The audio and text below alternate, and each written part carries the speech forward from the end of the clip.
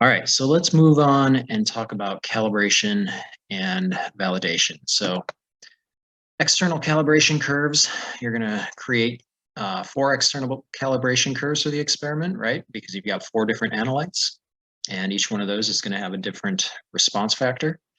So you guys are very familiar with this at this point. Creating external calibration curves should be second nature.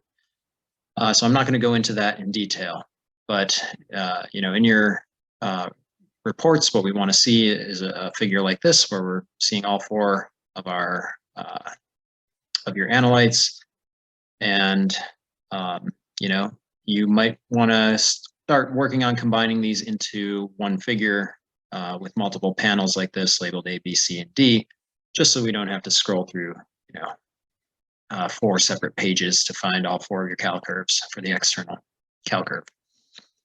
All right. But what is new this time is our standard addition calibration. And we're going to use a method called the constant volume x-intercept method.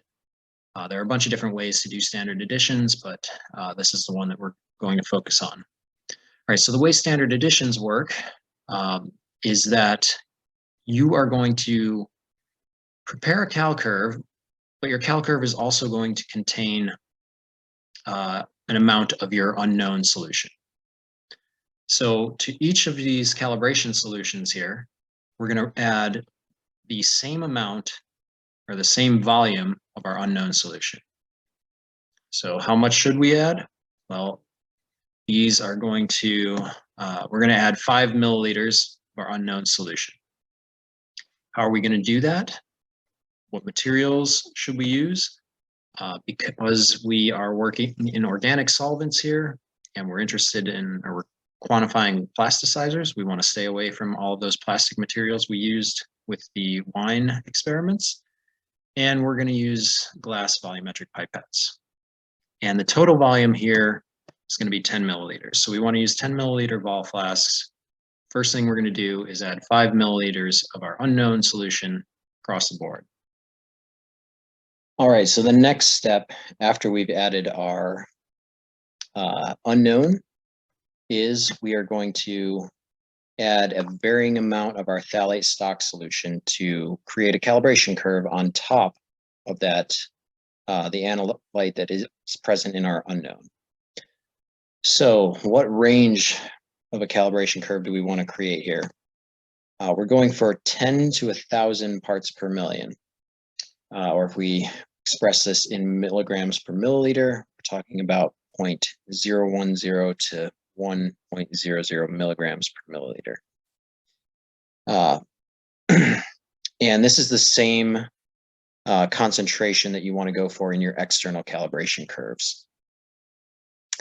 And how are we going to add this? Well, because we're working with organic solvents here, we want to, and because we're looking at plasticizers as our analyte, we want to avoid those plastic pipette tips that we used in previous experiments. So you can go ahead and use Hamilton syringes to deliver these volumes.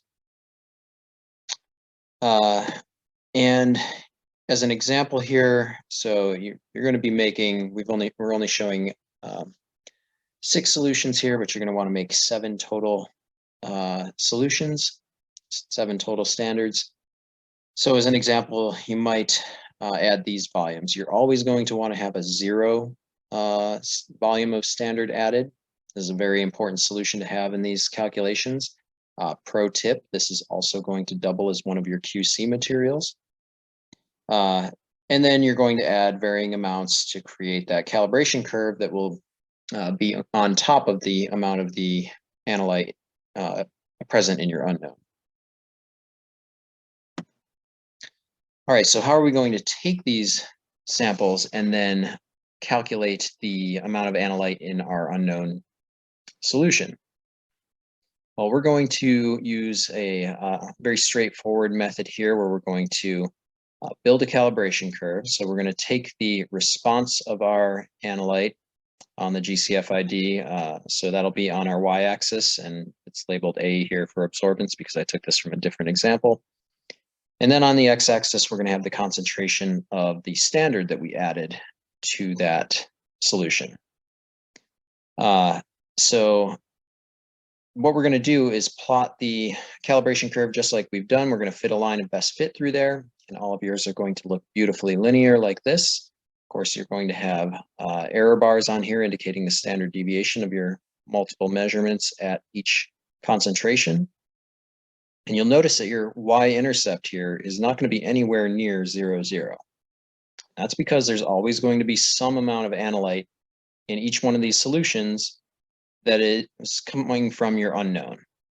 Right, so your unknown is always going to have some amount of the analyte, and that's going to raise up your y-intercept from 0, 0 to some point on the x-axis. So then to get back to a concentration here, we're going to extrapolate this line back into the negative x space here. And we're going to go back till we find our x-intercept. And our x-intercept here, if we take the absolute value of that, that's going to be equivalent to the concentration of the analyte in your unknown solution. Well, actually, the concentration of the analyte in your solution that you've made up here. So what do we have to do in addition to this to get to our final concentrations that we would report for the concentration in the unknown solution? Well, hopefully it's apparent to you that because we took 5 mils of our unknown up here and we diluted up to a total volume of 10 milliliters, that we're going to have to account for that dilution. All right, so let's do a quick example here. So I've made up some dummy data here. Here's our standard addition calibration curve. Again, concentration on the x-axis and peak area on the y-axis. All right, and in this example, I used a total volume of 25 milliliters for each solution, and I added 10 milliliters of my sample to each solution. So what is our final concentration going to be? The first step here is we're going to look at our equation for the line of best fit, and dropping the uncertainties out of here. For now, we're going to have y equals 52x plus 790. And we're going to rearrange this to solve for x.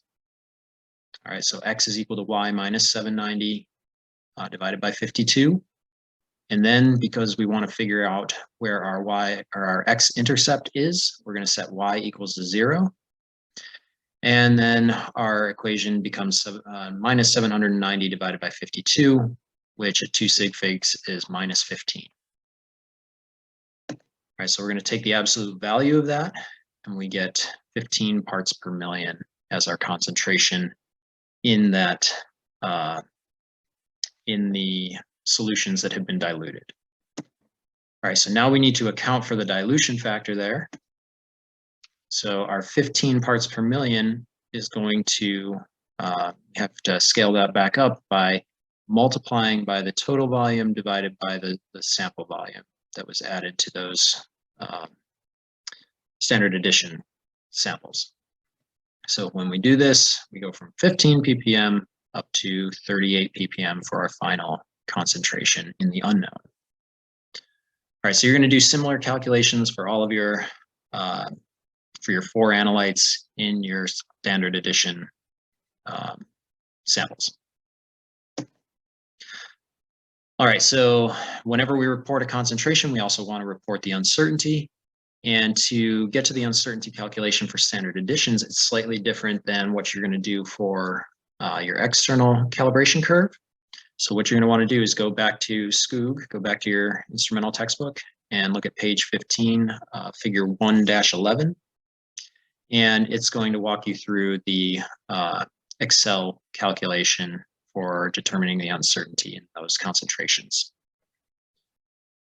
Now, if you do this and you get concentrations that are very different between your external calibration curve calculations and your standard addition calculations, is that normal?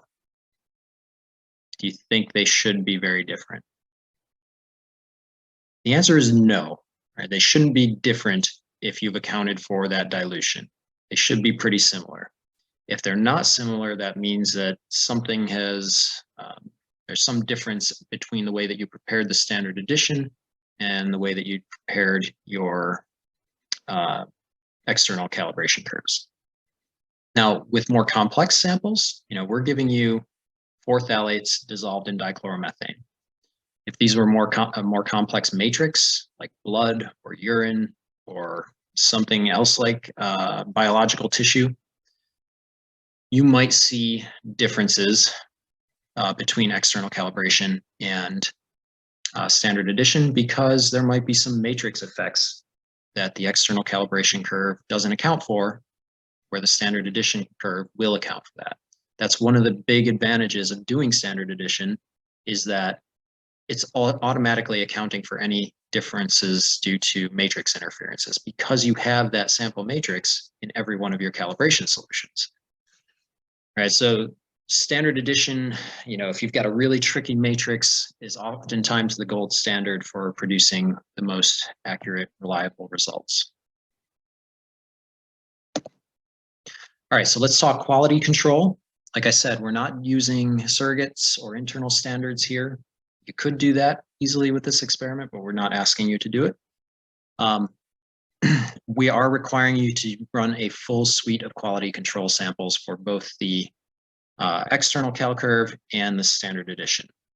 So what's that going to look like? For our external cal curves, you guys know these. This is LRB, LFB, LFM, and MDL. For the standard addition curve, we got to think a little bit harder about this. So can we run an LRB for our standard addition curve? Kind of. Our LRB is just going to be our diluted sample. So it's going to be that 0 calibration curve point, essentially. Can we run an LFB? Kind of. We could run an LFB, but our LFB is going to have matrix in it because we've added the sample to all of our, we have to add the sample to all of our solutions. So our LFB is going to be essentially an LFM. And then can we run an MDL sample?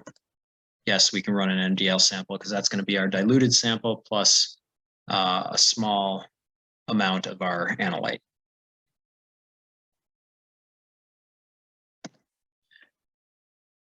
All right, last thing to discuss here is safety. So we're using dichloromethane. And again, this is, it's a pretty nasty compound, so we want to use it in the hood. You don't want to spill it on yourself. Always wear gloves, goggles. If you do spill it on your gloves, take your gloves off right away and swap them out for clean gloves because it can go through nitrile gloves if given enough time. All of these phthalates are also, like I mentioned in the beginning, toxic compounds suspected of causing some nasty endocrine disruption in animal systems. You are an animal, so let's try and be clean when we're using the balance. Make sure that we're not getting these all over the place. One thing that I neglected to mention is that some of these compounds are going to be crystalline, they're going to be solids. Others are going to be liquid at room temperature. So when you're adding these to your standards, if it is a liquid, you're going to have to use appropriate delivery mechanism and not be spilling that all over at the balance. All right, and we are going to have a special waste container for this in